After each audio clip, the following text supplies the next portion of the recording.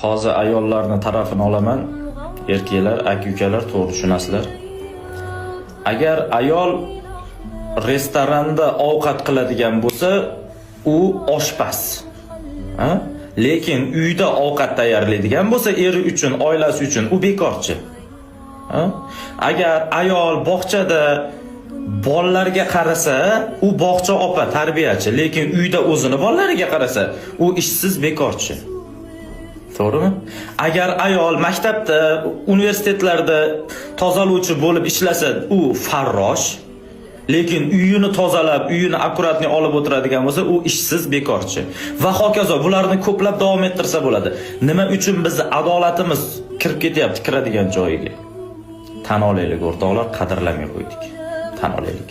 Video to'g'ri degan like bosing, obuna bo'ling, videoni stories qilib qo'ying, ko'rib qo'yishsin, bilib qo'yishsin.